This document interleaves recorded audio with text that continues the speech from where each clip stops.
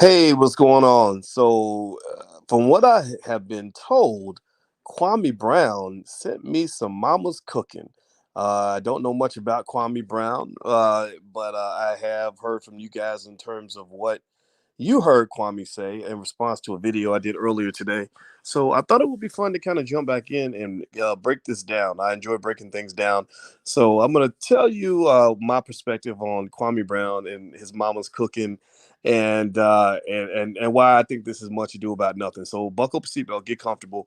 We're going to get started on drboystv.com right now.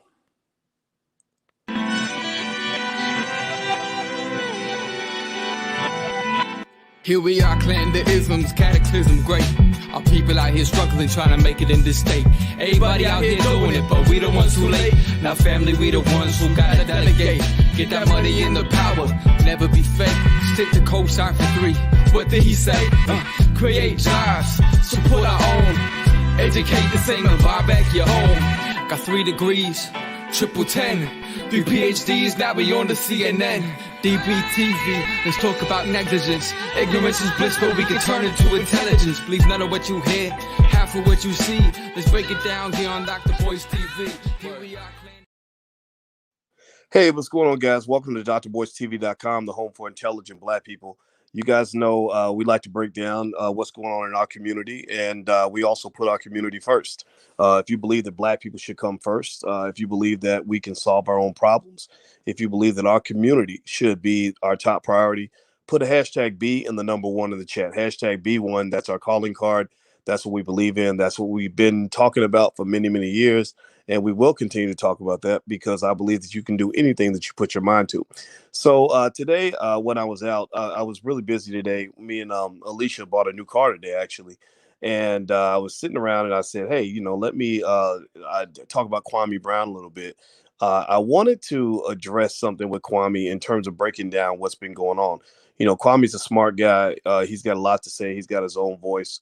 And I respect it, and I just honestly I'm really thinking about a lot of other things, but it's entertaining, right? I think it's very entertaining, and it's very interesting to kind of watch how Black people move. The kind of things that we respond to, and I do believe that unfortunately, because many of us grew up in very toxic environments, we respond to like drama, like we really like seeing Black people like cutting each other's throats in public and going back and forth and all that. And I think that while we might, on one hand, for sure, absolutely, we can certainly say that what Kwame Brown has done is righteous and good for the community. In terms of him representing Black people, calling out the Black elite, talking about the same buffoons on TV that we've been talking about on this channel, since we started. I think at the same time, you have to ask why are people watching, and different people are watching for different reasons. He's not the first person to say these things. If you've seen me and Dr. Claude Anderson on here every single week for damn near 5 years, Dr. Anderson, has always talked about some of the failings of the Black elite, bad Black leadership, Black folks just not doing what they're supposed to do. Now, one of the things I want to mention is, so I did the video today, and I'll just give you everything from my perspective. I just so if anybody makes nasty comments, I know this is a controversial topic. You're probably better off to just go to another channel because your comments aren't really being read here. I don't hate you. But I kind of like to talk to people that actually have some sense, and there's a lot of Black people who ain't got no goddamn sense. So I don't talk to people like that, honestly, because it's just like like that slave training, that slave talk. We don't do slave talk over here. We try to be better. And one of the things one of the things that drove me to make my video earlier was that I really felt that Kwame's channel was in danger, and I shared that perspective because I was observing this, right, and I was also thinking about how this was going to play out. Now, did I say these things because I was just doing it as a favor to Kwame? Partly, but it was more so just me sharing out loud. I care more about you than I care about Kwame or Steve Jackson or Charlemagne the God or any of these characters, any of these suspects in this whole drama. I care more about the community than I care about any sort of individual person, right? I'm not into hero worship, right? So while I admire Kwame and the good things he does, I don't really put people on a pedestal that way, including myself. I don't think I should be put on a pedestal. I think that, Black folks, we tend to kind of really historically, we tend to embrace anything that comes off as any form of what could be perceived as narcissistic demagoguery. Like I'm the best. Look at me. This is what I did. This is how great I am. Look at how special I am. Like when Umar Johnson is running around saying, I'm the most highly sought after scholar. I'm King Kong consciousness. I'm the greatest. I'm the most amazing. Like people like that, right? And I personally think that it should be about the we and not the I. I really believe that. And so I care more about the community than I really care about following any one person. The closest person to that in terms of people I admire, the most person I admire the most is probably Dr. Claude Anderson, who's like a father to me, and that just because of what he's done for the world. But even he's not perfect. Nobody's perfect. So with that said, though, I made the comment partly in support of the brother, because I agree with him. That's really it. It wasn't because I like him or know him. I didn't know him. I only knew about him as an NBA player, and I'm not an NBA player. I'm not 7 feet tall. I wish I was a little bit taller. I wish I was a baller. I wish I had a girl who looked good. I would call. Well, wait, I do got a girl who looks good. Okay, so let me back that part out. But yeah, back in the day, when I first met Alicia, I remember a lot of basketball players, big tall guys would try to talk to her, or whatever, and that kind of, when you're black and you're just, a guy who's in the books all the time, you get passed up by a lot of girls who want to chase after the ballers, who want to be with a thug and all this other stuff. So I was lucky, though. I was lucky. She was a smart black woman who had a great father who was a professor just like me. So she didn't want to be with the ballers. She didn't want to be with the thugs. She wanted to be with an intelligent black man. And I think that that's important because I think media misguides our people. It misguides a lot of our women to the point where you end up chasing after guys because they can dribble a basketball or because they can rap or because they, look like they might kill somebody. And those are not the men that are typically going to be good for you, right? The good men in the community are the men who have their face in the book, the men who are investing their money, the men who are trying to do better with their lives, the men who are going to come through for your kids, the men who do take care of their families. Like those are the real men, like not these motherfuckers on TV. Like some of these guys on TV are losers, like absolute fucking losers. I mean, if you look at their lives, the quality of life is like very low for a lot of these people. Getting high and drunk all the time, wasting all your money, ain't taking care of your kids, got babies, mama splattered all over the country. Like that type of misalignment or misinformation about the black male is the number one factor destroying your community.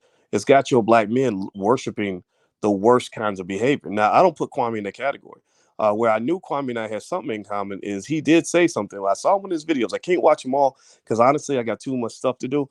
But I did see where he did say something like, "That's why I don't go outside because your behavior is ridiculous. Like going to the strip club, throwing your money away, and all that." And I said, "Okay, I think I get what this guy's saying." And so anyway.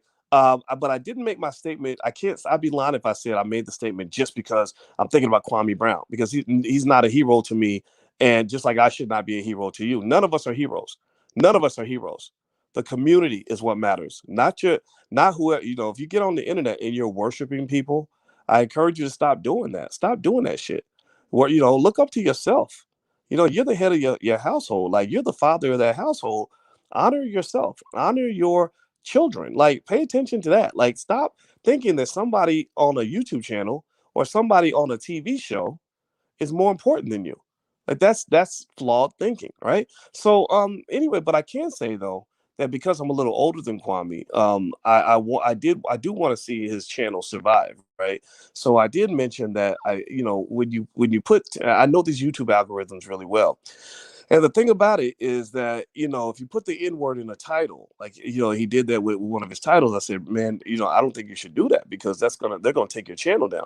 And from what I understand, the next thing I know, after I did the video, I saw something like where the title was like, "Really, Doctor?" And I saw the title. I did not even click on the video because I was busy doing stuff with Alicia. And I said, "Whoa, was he talking about me?" And I didn't really pay attention. I just kind of left and did something else. And then I got a couple of messages where people said, "Oh, he's giving you that mama's cooking." I said, "Oh shit, oh, I'm getting mama's cooking now. I wonder what he's saying." But truth is, like, I don't watch videos like that. Just so you know, like, so if you do videos about me, just know I probably won't watch them.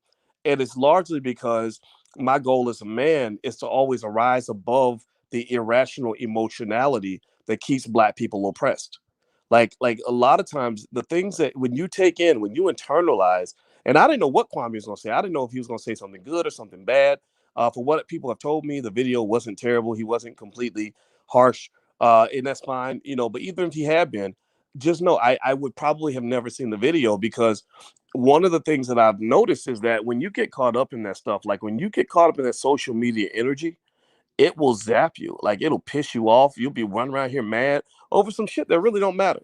Like who cares what somebody said about you on a YouTube video, right? Like so sometimes I'll reference it, because I think, oh, we can make a good point off this. Like so for example, when I get married to Alicia, I saw that there was one guy, a guy whose channel I actually supported, who said I was simping. And I didn't understand it. I was like, well, why am I simping? Because I publicly expressed my admiration for a black woman. Like, do you hate your mama and you hate black women that much that you think that a black man who loves a black woman is a simp? Or because I honored this woman, that makes me a simp. So that was like, to me, that was something to talk about, because I was explaining to you guys that your community can never prosper if your men hate your women.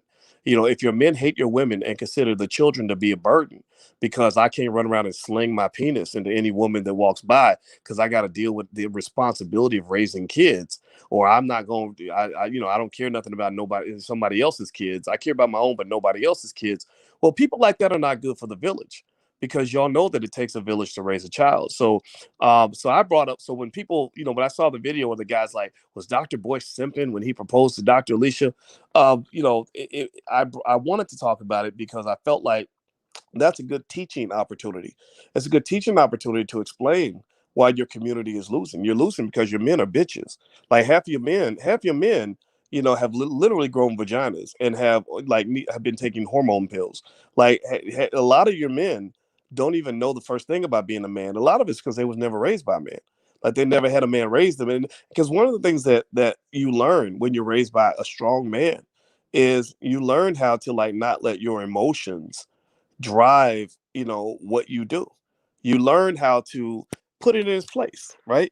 Like you learn not to, watch a YouTube video or hear something that somebody said about you or some rumor somebody made up and get all whiny about it. Like, oh man, I can't believe you said that. Now I'm gonna say this about you. Da da da. No, like that's not, now you might deal with it in a certain way, but you don't, but all that stuff doesn't really matter, because at the end of the day, what matters is how you feel about yourself.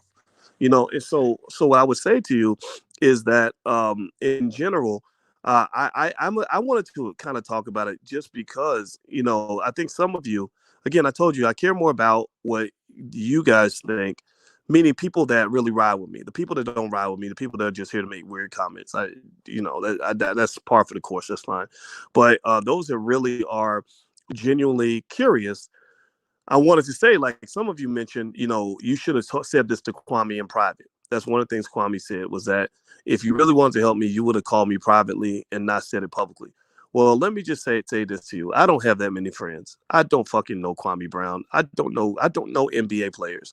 I'm not a mainstream type of dude. Like I'm not a guy who has a bunch of friends in Hollywood. I have a few. Y'all know I know Willie D, and I was hanging out with him and Scarface down in Houston because Scarface worked with Willie, and I know Willie. Ice Cube, I worked with him. Ice Cube reached out to me. I did not reach out to Ice Cube. I do not go trying to find celebrities to hang out with. So I didn't even know, how to call Quan. I didn't know. I could have sent them an email or something, but I didn't have an email address.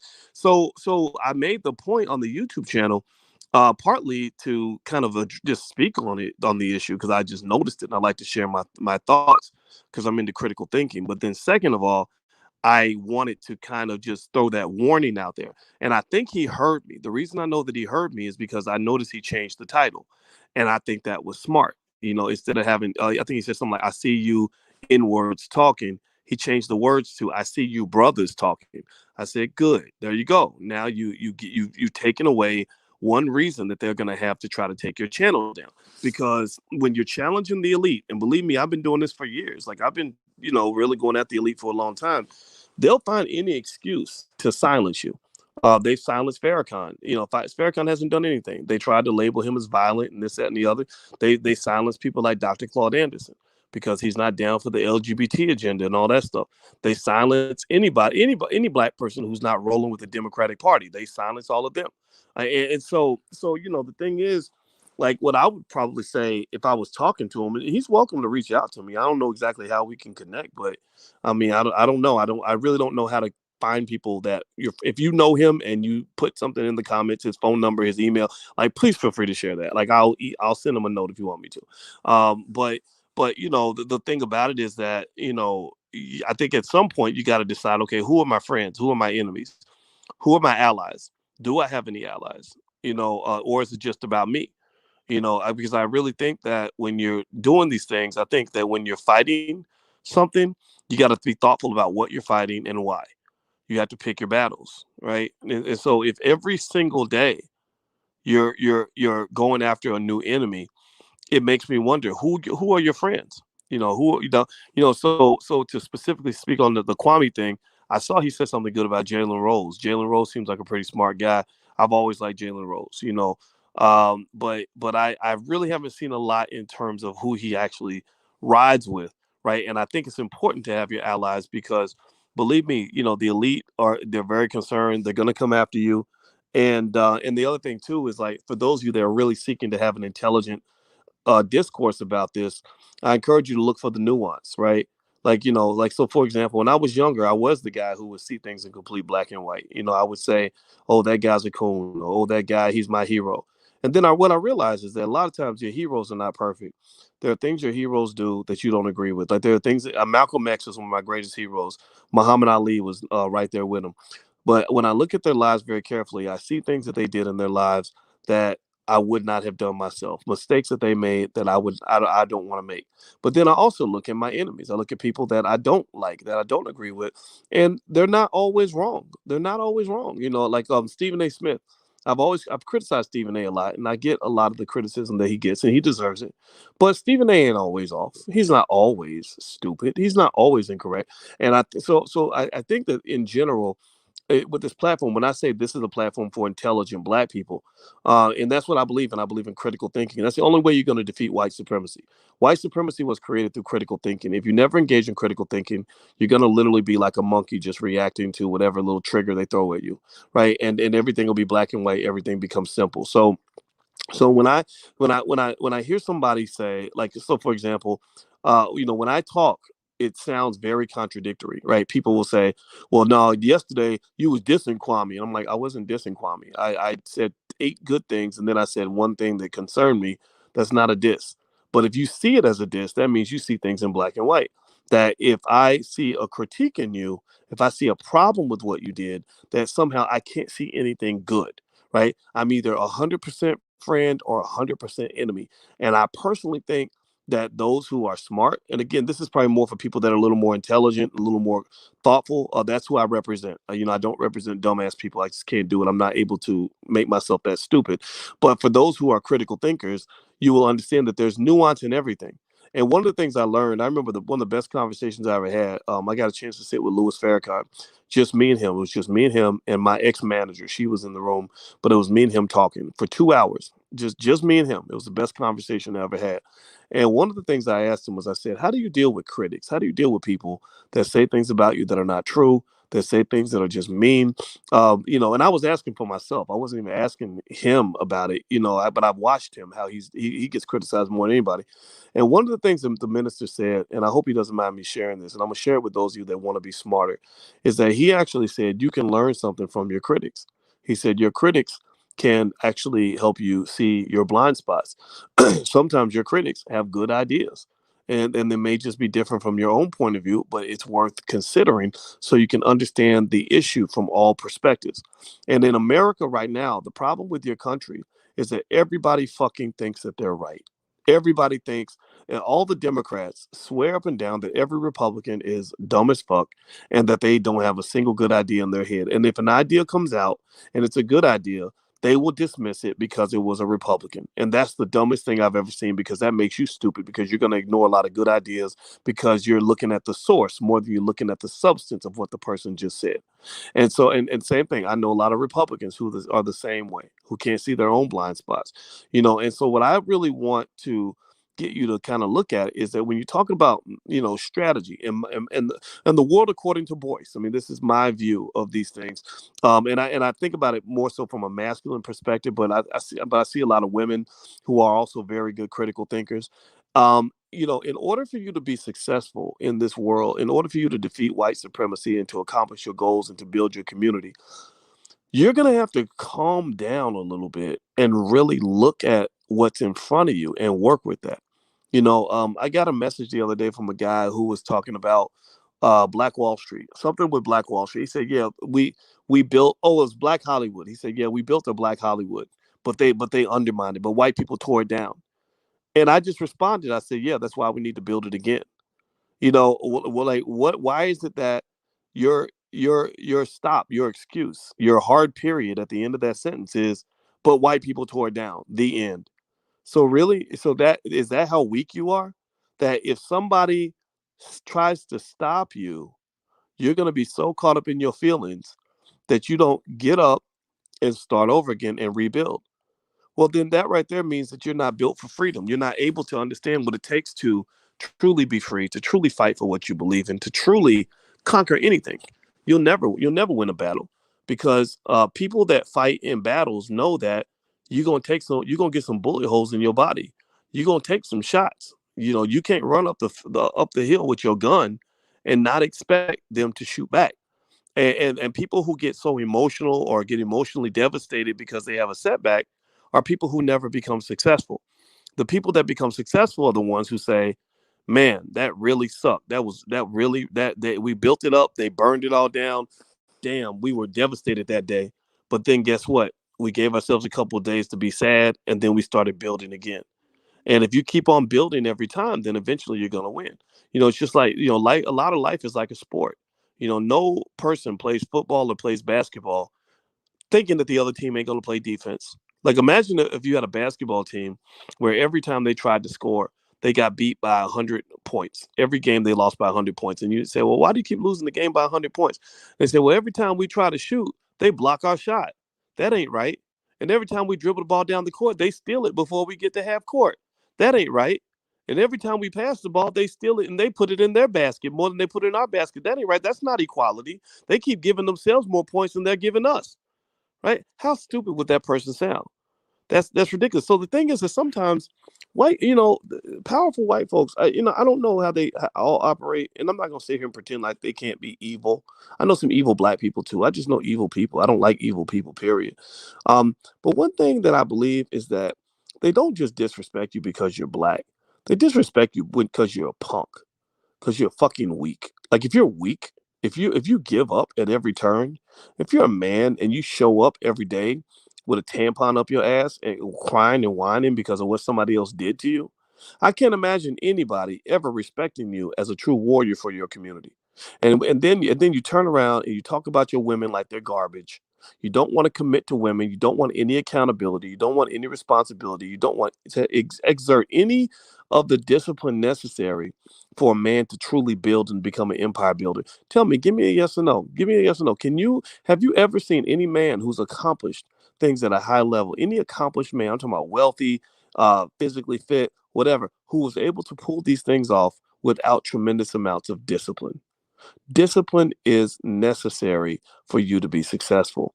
Accountability is critical for you to be the bucket with no holes. A lot of our people are raised to become holy buckets. And what do I mean by holy buckets? I'm talking about a bucket where I'm talking about a person that says the right things, but never actually accomplishes anything because they've always got an excuse for why they couldn't do it. Well, yeah, yeah, I made the baby, but I couldn't take care of my kids because I couldn't get a job. Yeah, yeah, I would have came and helped you start the business, but I was tired and I overslept that day. Oh yeah, I'll be there, mom. I'll be there on Tuesday, and then don't show up. And the thing is that if you can't build anything if you don't have sturdy men. And I think that in general, what I really see, and I really encourage the sturdy men and the sturdy women to hear me when I say this, because I want you to separate yourselves from the pack. I want you to be part of the talented 10th. To me, the talented 10th is not defined by your education level. I know a lot of people with PhDs and MDs and JDs who are stupid. They're just really highly trained white supremacists. Some of them are dumber than they would have been without education. The talented 10th has nothing to do with wealth or income level. I know a lot of wealthy people who are economically retarded, who literally do dumb things with their money, who don't invest, don't build, whatever, right? The talented 10th to me are the people that are committed to being better. The talented 10th to me are people that put the community first, starting with your own family. The talented 10th are people who will fight and die for the black community. The talented tend to me are the people who engage the idea of becoming critical and strategic, forward thinking individuals who will make sure that they break cycles and break generational curses and will help their families succeed by any means necessary. These are the people that will build wealth for the next generation. These are the black men who, whether you get married or not, are devoted to defending and supporting and protecting black women and black children. These are the black women who will love black men, even when some of us are flawed, right? These are people that want to change cycles in terms of how we eat. We eat a lot of garbage, we eat a lot of poison, right? That's something we have to address. So ultimately, the talented tens are just people that want to be different, and the ones who kind of see the chaos around them. I'm really looking for those black people who feel like they were born on the wrong planet. Like I literally wake up sometimes and I say, "My God, what the fuck am I looking at? What is this shit?" God, no wonder you ain't getting shit done. Ain't build nothing, can't get nothing. Because all that energy that we have, so much of it ends up being poured into stupid stuff. Like, why is this rapper with 18 babies mamas and 47 tattoos with $0 in the bank, but a 50-pound gold chain he bought from a Jewish man, getting 10,000 people on his Instagram live because all these people somehow think that this man is somebody that they should follow and pay attention to, when everything about this man's behavior says he's going to die by the time he's 40. He will be dead by the time he's 40, and you are following people who are leading you to an early grave. Who else is noticing this? Am I the only one who sees this? Am I the only one who sees that these buffoons are being promoted to you by white owned media because they like the idea of you sitting back, being stupid, and being behind and paying attention to all the wrong things, reacting to all the wrong stuff? Right. So I would just say overall, again, I know we started talking about Kwame Brown and Mama's Cooking. I honestly, that kind of was only interesting to me for about 10, 15 minutes. I don't have no issue with Kwame. It's entertaining. I can't watch the whole video because I got shit to do. But I do think that those who are, whether you're following him or anybody, if you're honoring that, right? The question you have to ask yourself is like, okay, so what's coming out of this? Like what's being built out of this? Like I would like to see something constructive. Like, okay, like maybe there's a way to use this massive following and these massive platforms to come together and create things that are going to help the community get better, to build something that's going to help black women get the love and support they deserve, help black men get the respect and honor that we deserve, help black children get the defense and support that they need, help black people build wealth, help us get reparations. Like maybe that could be part of the conversation too. Like, white people, y'all owe us $15 trillion, pay us or else, right? I really think, I really think that one of the things that separates, those who are productive and those who are not, is that there are some people who follow the smoke because they like all the drama. They're just there for the entertainment, for the same reason that, that most of the comedians pay attention. Now, does anybody else notice how the best way for a black comedian to get 2 million followers is for him to dress like a woman? Like, people think it's the funniest thing in the world to see a black man dressed up like a woman. Has anybody else noticed that? How often you see viral videos? Like, these videos will go more viral than anything that's intellectual, anything involving black history. It'll go more viral than anything involving like reparations. And there's no reparations conversation I've ever seen to go that went as viral as like a video of a black comedian with a wig and a dress twerking. And the interesting thing about it, the thing that makes it so crazy and ignorant is like he'll do the same video over and over and over again. One day he's twerking in the park. The next day he's doing the splits with a wig on. Next day he's wearing a bathrobe and talking to the kids. And for some reason people think that's the funniest thing in the world. And one of the things that tells me that we have a long way to go as a people is that people don't understand how connected that is to minstrel shows. Like, that's a minstrel show. Right. So one of the things that keeps you from being healthy is that you're really addicted to toxicity. You're addicted to drama. You're addicted to violence to some extent. You're addicted to self-degrade, like just degrading behavior amongst black people.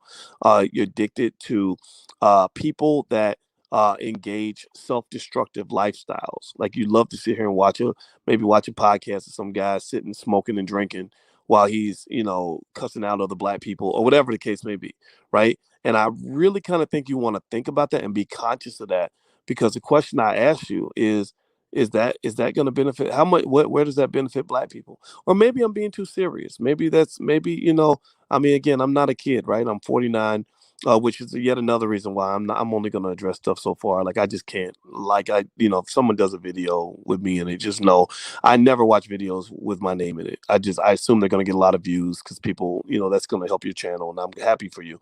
But it's really like, at the end of the day, you're like, okay, what am I going to do? Do I want to sit on the internet and get pissed off over what somebody said about me? Or do I want to get on the phone with grown men and grown women and build something and do something productive and constructive? Or do I want to go spend time with my children and make sure that they have a happy, healthy life? Or do I want to spend time with my woman so I can have a healthy marriage and a healthy relationship so that we can build the empire that we're building? Right. So for those of you that get it, I encourage you to continue to get it, continue to be you, continue to separate. Those who are in the pack who don't get it, just feel free, make a lot of comments, say terrible things.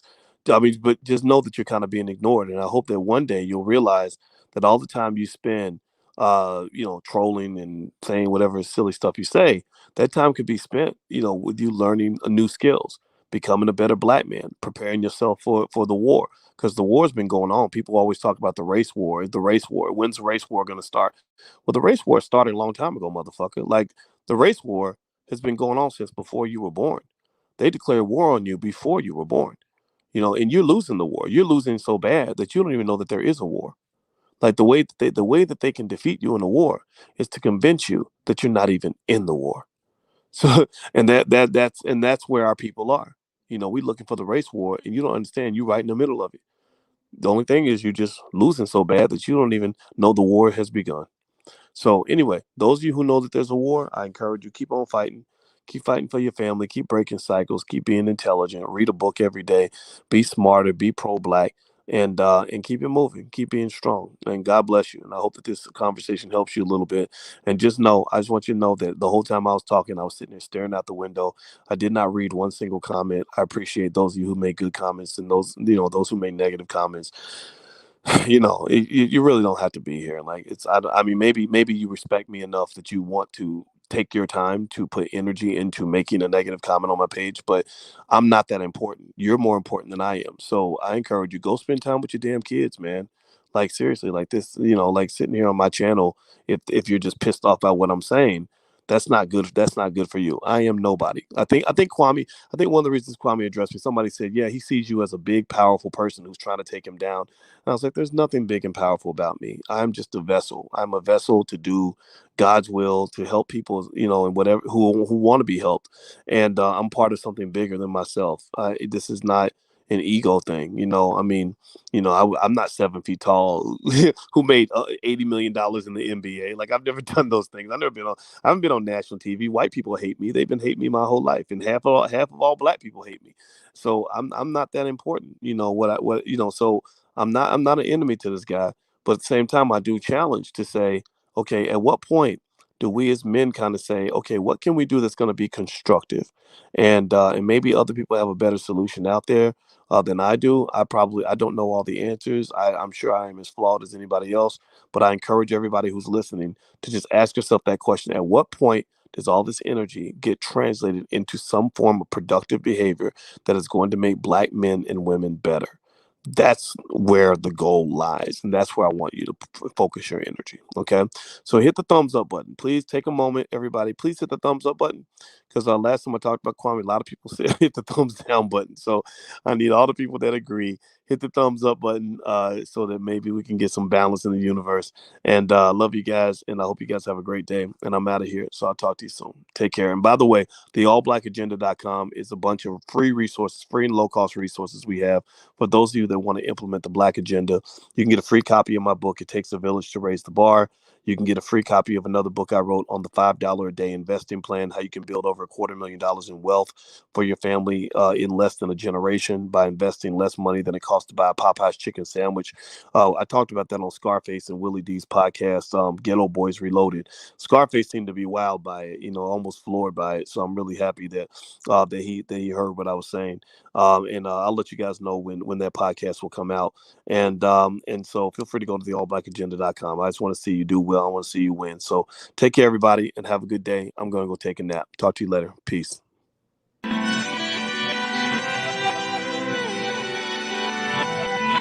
Here we are, clan the isms, cataclysm great. Our people out here struggling, trying to make it in this state. Everybody out here doing it, but we the ones who late. Now family, we the ones who gotta delegate. Get that money in the power, never be fake. Stick to cosign for 3. What did he say? Create jobs, support our own. Educate the same and buy back your home. Got 3 degrees, triple 10. 3 PhDs, now we on the CNN. DBTV, let's talk about negligence. Ignorance is bliss, but we can turn it to intelligence. Believe none of what you hear, half of what you see. Let's break it down here on Dr. Boy's TV.